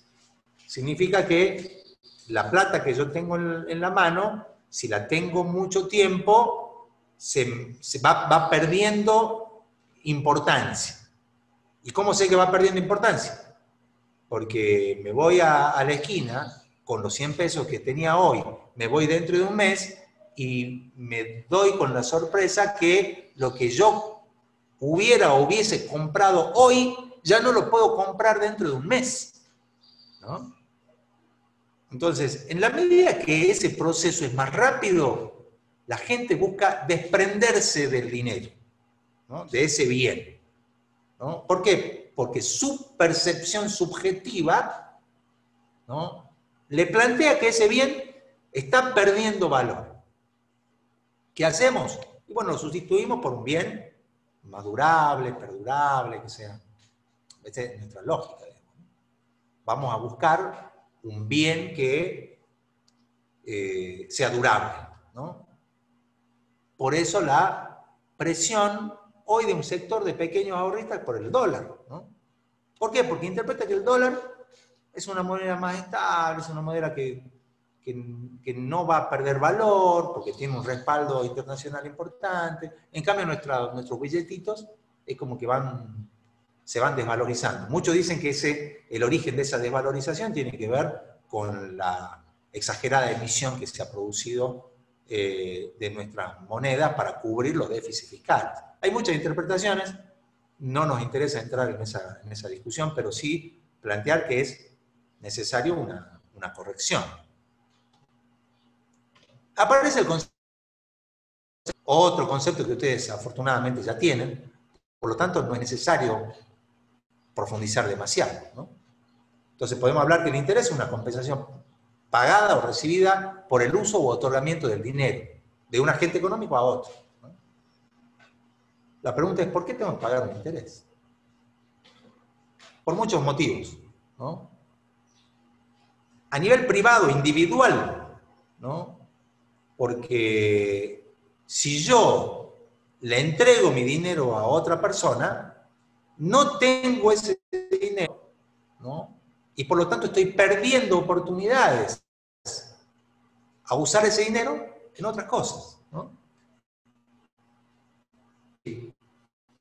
¿No? Y eso pasa con cualquier bien, ¿no? Es decir, si yo tengo casa y se la doy a alguien, que ese alguien la use, ¿no? Y bueno, yo me estoy perdiendo la oportunidad de usar esa casa en la cosa que quiero hacer, en venderla. Entonces, ¿cuál es la lógica de esto? Y bueno, si yo estoy perdiendo oportunidades, estaría bueno que vos me pensés, ¿no? Te doy la casa, pero vos pagame. Yo te doy dinero, pero vos pagame una compensación. También, dentro del concepto de interés, está el riesgo de perder recursos, ¿no? Los procesos de desvalorización, ¿no? La pérdida de bienes. Y ahí está el punto que estábamos hablando recién. La devaluación, la inflación, ¿no? La inflación implica la pérdida del valor del dinero, ¿no? Entonces, ¿qué pasa? Mi dinero se va devalorizando conforme el valor de los bienes intercambiables por el dinero va aumentando. Sí, si yo tengo siempre 100, pero en términos relativos, el conjunto de los bienes que yo voy a intercambiar con el dinero va aumentando y mi dinero se mantiene igual, hay un proceso inflacionario que me lleva inexorablemente a la pérdida de valor del dinero. Esta es nuestra gran preocupación. Y obviamente el riesgo devaluatorio, ¿no? ¿Por qué? Porque se dice, como bien dice el ministro Guzmán, que él no va a devaluar, y lo dice Alberto Fernández, dice que no va a devaluar, porque la devaluación tiene un impacto directo en el proceso inflacionario. Entonces, la devaluación que favorece a algunos termina afectando a la gran mayoría de los argentinos. Por eso la búsqueda tan vehemente de nuestro gobierno de cuidar el valor de nuestra moneda. Cuidar el valor de nuestra moneda. Y obviamente los intereses de algunos sectores que promueven la devaluación. Y ustedes ya se imaginarán, ¿a quiénes le puede interesar la devaluación? ¿Al vecino que vive de su trabajo? Y no. ¿Al 95% de los argentinos? Y no, la devaluación, no. Hay una presión devaluatoria muy grande. Muy grande una presión devaluatoria. ¿Pero por quién? Y los grandes pools de siembra, ¿no?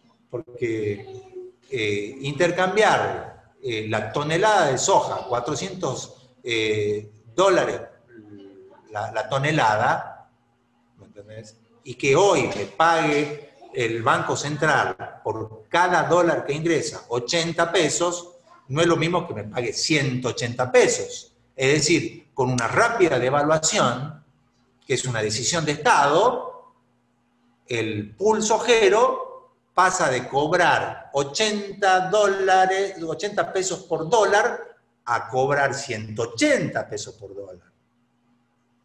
Con una economía deprimida absolutamente en cuanto a los salarios y a los servicios.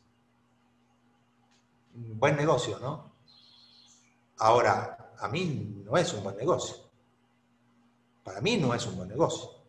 Un asalariado no es un buen negocio la devaluación. Y obviamente también la rentabilidad por el uso de un bien económico, ¿no? Es decir, también yo quiero ganar con ¿por qué no? Esta es una lógica muy especulativa, ¿no? ustedes habrán escuchado por ahí que los fondos se mueven internacionalmente para captar justamente oportunidades de inversión, es decir, hacer dinero con dinero, ¿no? Nosotros acá estamos viendo hacer dinero con proyectos, pero hay muchos fondos de inversión en el mundo que se mueven por el mundo buscando hacer dinero con dinero. Hacer dinero con dinero. Absurdo, ¿no? Parece ridículo, ¿no? Pero bueno, es así, así funciona. Entonces, cuando uno habla del interés y las causas, ¿no? La causa está en una lógica económica, ¿no? Si yo digo que el dinero es un bien, y bueno, yo lo puedo intercambiar. Y la idea de ese intercambio es que yo pueda tener beneficios, ¿no? Si yo te doy a vos dinero, yo espero que vos me compenses por el dinero que yo te estoy dando. Esa es la lógica. Y ahí está esta racionalidad económica que impregna este concepto de las equivalencias financieras.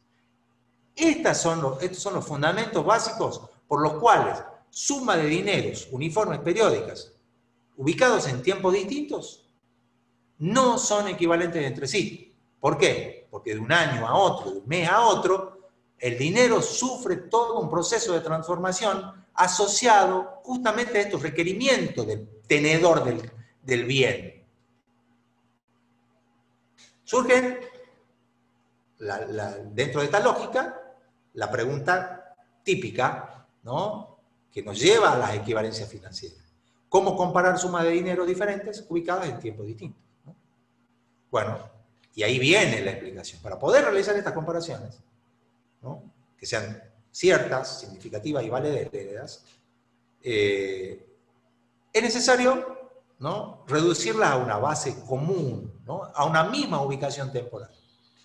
Atento con esta definición, atentos, ¿no? Y muchos de ustedes dirán, no tengo la menor idea de lo que está escrito ahí. Bueno, ya se van a ir dando cuenta, ¿no? En definitiva, ¿qué me dice?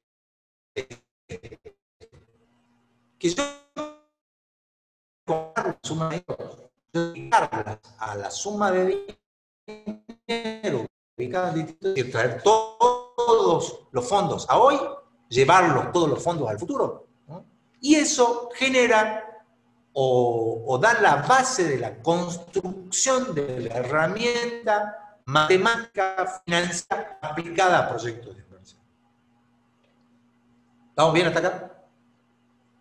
Nos quedan unos 15 minutitos para terminar la idea. Sí, Mario, ¿qué pasa? Nada, se durmió Mario. No, nada, estoy escuchando atento. Bien, bien. Te veía ahí, yo digo, Mario quiere preguntar algo. No. Listo, excelente. Esta es la lógica de la equivalencia, ¿no? Es decir, yo tengo que transformar sumas de dinero que están ubicadas en tiempos distintos y ubicarla en una misma ubicación temporal, ¿no? O sea, en el hoy. Normalmente, digamos, cuando nosotros trabajamos como equivalencias, es trasladar toda la suma de dineros ubicados en tiempos distintos al hoy, al presente, ¿no? ¿Por qué? Porque en realidad las decisiones yo las tomo hoy. Es así, ¿no? Cualquier decisión la tengo que tomar en el presente. Después asigno recursos hacia futuro, pero la decisión la tomo hoy. Entonces, es muy común que para tomar una decisión yo transforme suma de dinero ubicado en distintos tiempos y las ubique en el presente. Ya de paso le voy diciendo cuál es uno de los indicadores financieros clásicos. El valor presente neto, ¿no? Si es que me dice que es un valor, una expresión en dinero, que está ubicado hoy y que además refleja el balance entre los ingresos y los egresos. Por eso se llama neto, ¿no? Ese indicador es el indicador por excelencia desde el punto de vista financiero. Bueno, las equivalencias financieras que van a ver ustedes en los textos que les vamos a poner a disposición la semana que viene, les recomiendo el texto de Vaca Urbina, que es Ingeniería Financiera. Se los recomiendo porque es un texto hermoso para entender equivalencias financieras. cuando tengan tiempito, cuando estén cansados de otras materias, ¿no? En un fin de semana, tranquilo, ¿no? Abren una pena que, digamos, la virtualidad tiene sus ventajas y sus desventajas, ¿no? A lo que nos gustan los textos en papel, estamos limitados porque está cerrada la biblioteca, están cerrados los distintos lugares, entonces no tengo acceso a ese tipo de cosas, por lo tanto tengo que recurrir a un espacio virtual para poder leer, ¿no? Bueno, ya en algún momento, ya está la vacuna, ¿no? Empiezan a vacunar en diciembre en Argentina, según las estimaciones de algunos médicos y del equipo de salud de Nación. Ya se habrían comprado 28 millones de dosis, 25, 28 más o menos, depende de la fuente, y se comenzaría la vacunación por los grupos de riesgo en diciembre. Es decir, aquellos que están más expuestos y a los mayores de 65 años para comenzar. Y luego, en los primeros meses del año que viene, se haría la vacunación masiva.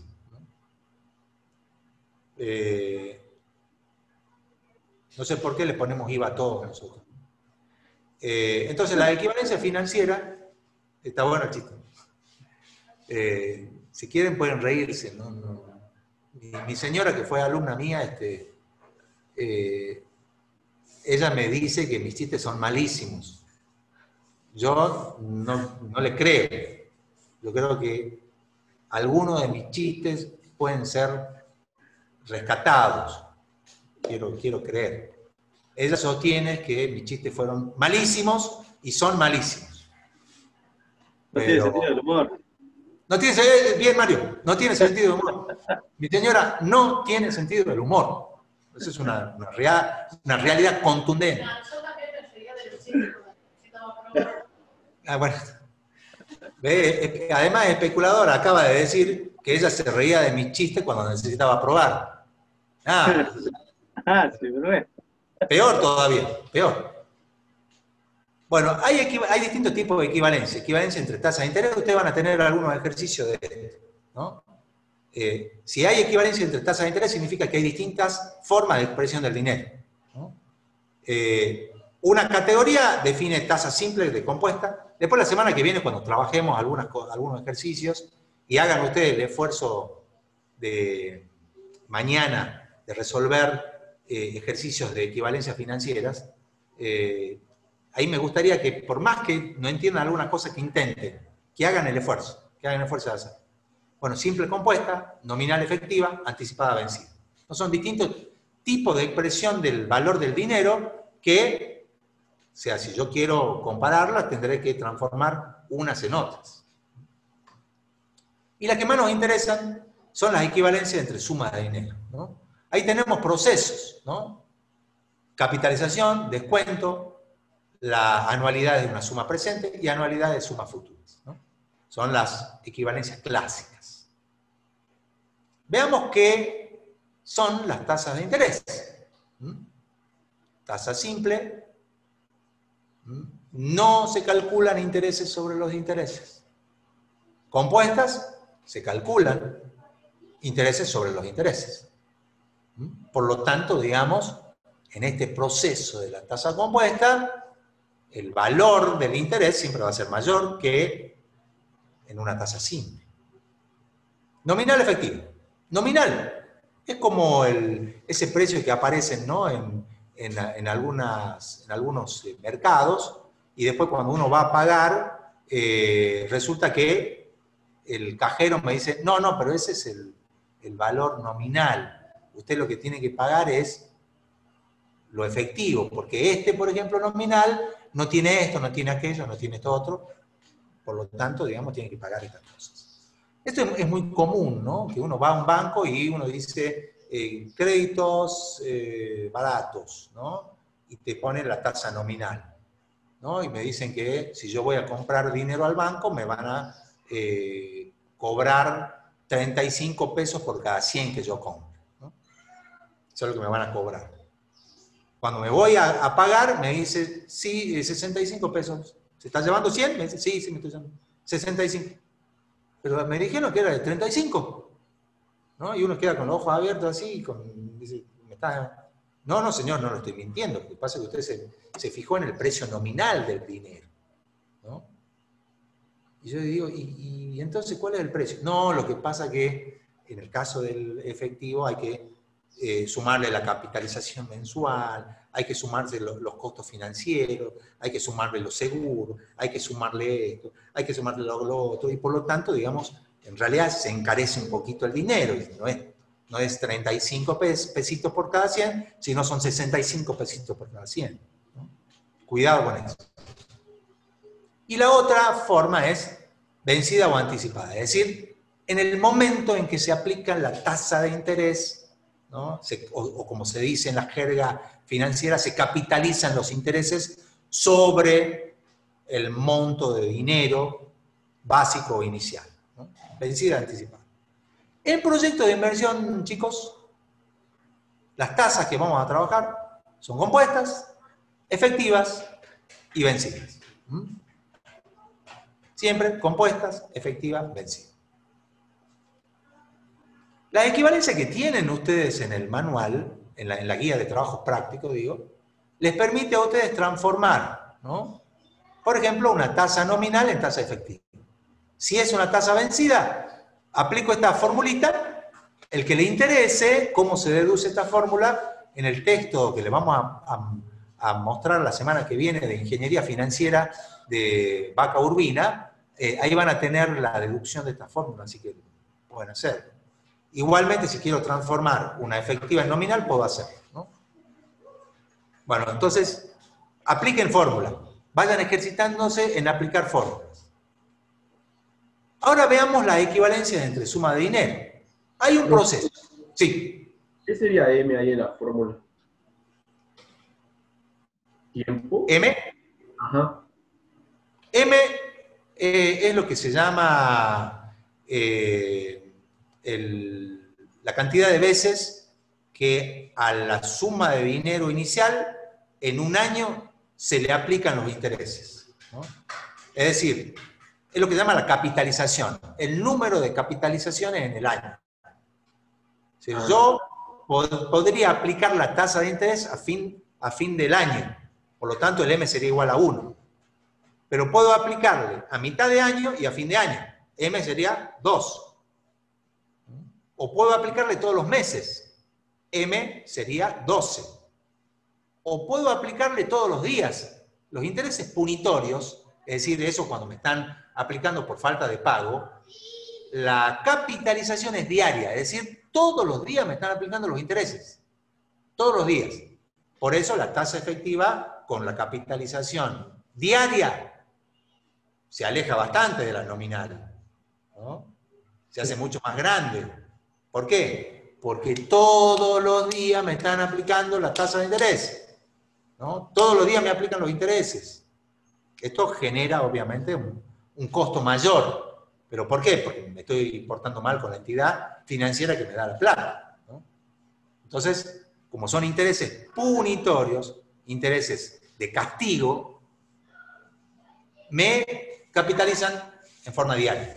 Incluso el monto de la tasa puede aumentar nominalmente también, ¿no?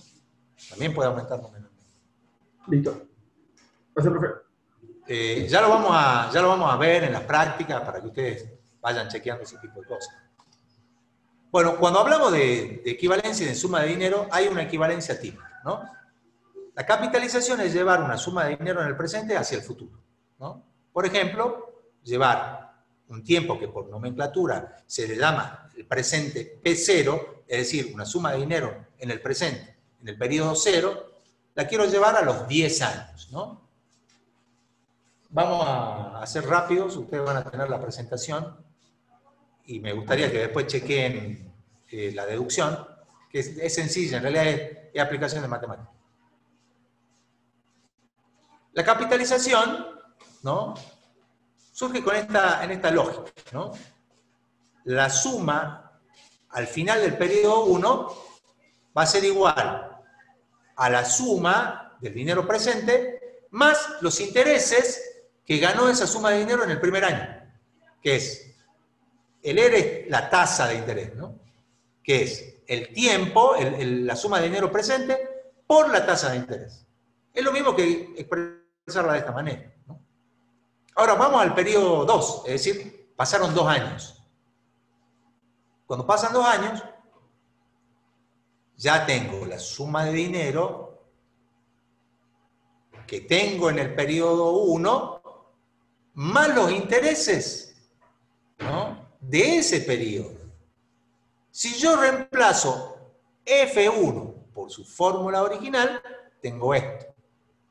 P0 más P0 por R más P0 más P0 por R por R. ¿Qué me da? Aquí ya se acuerdan de que ustedes en matemáticas empiezan a ver algo parecido acá, y acá le dicen, ya está, ¿no? Ustedes ven esto y dicen, listo, ¿no? ¿Se acuerdan de esto? Binomio cuadrado perfecto, matemáticas básicas, ¿no? Entonces, ¿cómo se resuelve esto? Así, ¿no? Entonces, yo puedo decir que la suma de dinero llevada desde el presente hacia el periodo 2 es el periodo 0 por un factor de transformación. En ese factor de transformación aparece el ERE, y el ERE es la tasa de interés. ¿Quieren hacer con el periodo 3? Háganlo y van a sacar el trinomio cuadrado perfecto.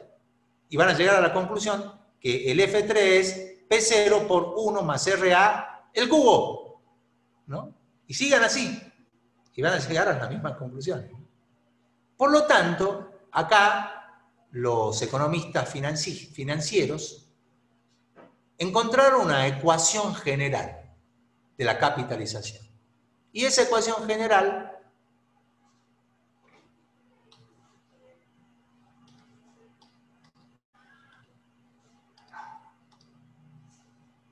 es esta. Esa es la ecuación general. Donde n, que está acá, y este n que está acá, representa la suma de dinero ubicada en el futuro. Entonces, si yo quiero llevar esta suma de dinero en el presente al tiempo, al periodo 10, yo tendré la F10, que será P0 por 1 más la tasa de interés elevado a la 10. De esa manera yo transformo. ¿Sería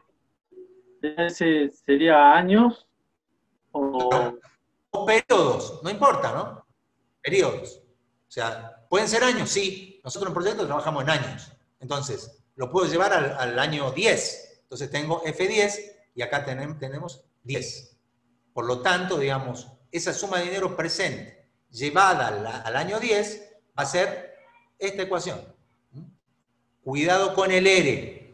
Si n está expresado en años, esta tasa es una tasa efectiva anual. Si el n está expresado en meses, cuidado, el ERE es una tasa efectiva mensual. El TEM, ¿no? Que ustedes lo van a ver en las entidades financieras, aparece TEA o TEM, ¿no? Tengan cuidado con eso. El otro procedimiento es el procedimiento inverso. Traer suma de dinero que están en el F10, traerlos al presente, ¿no? Los traigo al presente. ¿Cómo lo hago? Bueno, simplemente despejo, ¿no? Si ustedes quieren, pueden despejarlo de acá, ¿no? Entonces, ¿cómo hago? Esto que está multiplicando, lo paso para acá dividiendo. Y despejo P0, ¿no? Fíjense qué fácil, ¿no? Y por lo tanto, la ecuación general del descuento intertemporal, voilà, ahí está. Sencillo, ¿no? Entonces, yo puedo traer una suma de dinero ubicado en cualquier tiempo, lo puedo traer al presente, conociendo el valor de n y la tasa de interés. Estas dos equivalencias financieras que es así de simple, no tiene ninguna otra complicación, son las bases para las transformaciones de sumas de dinero en el tiempo. Son la base de la transformación. Obviamente hay otras equivalencias muy utilizadas en proyectos de inversión, que dado el tiempo se las menciono. La semana que viene, si quieren, las charlamos un poquito más con ejemplos concretos. ¿No? Las equivalencias que derivan de estas dos madres, ¿no? Madre y padre, podríamos decir, ¿no? La capitalización es el padre y la madre es el descuento. O viceversa. No hay problema. Entonces, hay una equivalencia que es entre una suma de dinero futura y una anualidad. Ustedes esto lo tienen en estas formulitas, ¿no? De nuevo, las deducciones las pueden conseguir de ingeniería financiera de Vaca Urbina, ¿no? ¿Cómo se deduce esta ecuación? Cálculo muy utilizado esto con las AFJP, por ejemplo, cuando nos calculaban a nosotros cuánta plata iba a tener yo cuando me jubile si yo aportaba al sistema financiero de capitalización de fondos de inversión, y me hacían los cálculos, me decían, cuando vos te jubiles aportando esta suma de dinero a esta tasa de interés, vos vas a tener en el horizonte de tu vida esta cantidad de plata que vos vas a poder hacer lo que quieras porque así funciona el sistema, ¿no? Nuestro sistema público es un sistema de reparto que se llama, que es un sistema más solidario, ¿no? Todos los activos aportamos a los pasivos, ¿no? El único problema que tenemos con esos sistemas es cuando la base de los pasivos crece mucho y son pocos los que aportan, ¿no? Por eso la necesidad, es decir, un trabajador en negro no aporta al sistema jubilatorio previsional, ¿no? Entonces, si yo tengo una economía que está muy poco clarificada, muy poco blanqueada, hay muchos empleados en negro, hay poco aporte al sistema previsional. Si hay poco aporte al sistema previsional, los jubilados no pueden cobrar, ¿no? Y las jubilaciones se achican. Y el Estado tiene que sacar plata de otro lado, ¿no? Eso es así de simple. Entonces muchos decían, bueno, o aumentamos la base, o algo tenemos que hacer. Bueno, esto se utilizó, ¿no? Mucho. Puedo transformar entonces una anualidad en una suma futura, que es esta ecuación, o puedo transformar, y esta sí la conocen, una suma futura en una anualidad, ¿no? Como no tenemos tiempo, no lo voy a hacer pensar, y directamente le voy a dar el... ¿Se acuerdan del cálculo de la depreciación o amortización de los bienes de capital en economía? Bueno, ese es el cálculo de la depreciación. Fíjense, estoy buscando una equivalencia entre una suma de dinero ubicada en el futuro y sumas uniformes periódicas. Es A. A son sumas uniformes periódicas. Entonces tengo A1, A2, A3, A4, A5, ¿no? Entonces el cálculo de la depreciación, nosotros decíamos, ¿cuánta suma de dinero tendré que yo ahorrar anualmente para que al final de la vida útil de un bien, ¿se acuerdan del concepto de depreciación? Yo pueda reponerlo a nuevo. Yo pueda reponerlo a nuevo. Entonces, ¿qué información tengo? El valor de esa suma de dinero en el futuro, que va a valer mi camioneta, por ejemplo, la tasa de interés, ¿no?, de capitalización, y la vida útil del bien expresada en N acá, ¿no? Entonces, si yo a los 10 años tengo que cambiar la camioneta, y la camioneta en 10 años va a valer F, yo tengo que ahorrar a una determinada tasa de interés un monto de dinero A, el cálculo de la depreciación, ¿no? Y finalmente, otras equivalencias muy utilizadas en proyectos de inversión es la equivalencia entre suma de dinero presente y una anualidad. La anualidad es una suma de dinero presente. Un descuento. Esto lo vamos a usar en proyectos de inversión. El descuento intertemporal para calcular el valor actualizado neto cuando la suma de dinero es uniforme y periódica, es esta. Ahí tengo el valor presente de los flujos netos periódicos. Y la última, nuestra conocida anualidad de una suma presente, ¿no? Entonces, la suma de dinero presente, cuando yo voy al banco y le pido plata prestada, el banco me da hoy la plata o me deposita en mi cuenta. Y yo le pregunto al banco, che, ¿cuánto voy a pagar de cuota? Y el banco va a aplicar esta formulita y va a calcular la cuota, que es A, teniendo en cuenta en cuánto tiempo yo voy a devolver el crédito y la tasa de interés que el banco me cobra por el crédito. Ahí están las 4 equivalencias derivadas muy utilizadas en proyectos, que dan origen a las herramientas financieras de análisis.